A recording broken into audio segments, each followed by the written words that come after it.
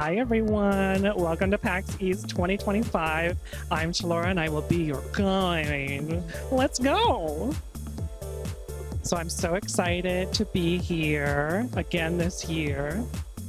And there are so many cool exhibitors, so many cool people, so many cool studios. But you already knew that. I'm Kyle. I'm a video producer for Eastward Games. So Everdeep Aurora is really cool. It's very much playing off of Game Boy Color aesthetics. It wants to bring a very nostalgic kind of sense to any people that play it.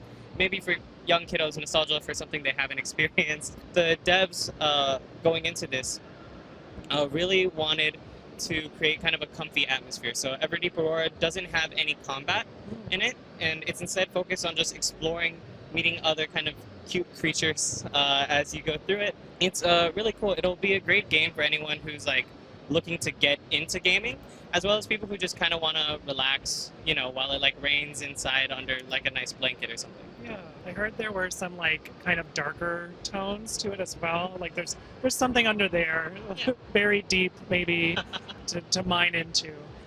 Can you speak a little more on like what themes we might encounter in the game? Yeah. So at least the opening plot or the main premise of the game is that you play as a little kitty shell, and you're trying to find your mom. You wake up in the middle of this like scary meteor shower or asteroid shower. I forget which one. I think it's meteors. Yeah.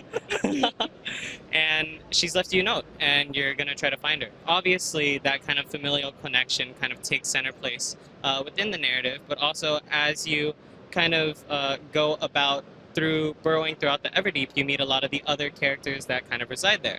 And what's interesting is that you're not a foreign body to the Everdeep. Shell and her mom are known around, and the other characters will comment on that, like, oh, little Shell, like, you've come here. And so you're kind of dropped into this world where people already know you. As Shell, you get to experience that narrative not as someone who's intruding on it, but as someone who's already there, and the person playing is just along for the ride. Yeah, there's kind of like a sense of like already community that already exists. You don't have to like get to know them. I mean, we get to know them, but like in a more natural way. Yeah. I was interested by the Game Boy Color style. Is that specifically for like the nostalgia feel, or is there like more of a purpose behind it? It's a little bit of both. I think just thematically or vibe-wise, I guess, to use a buzzword.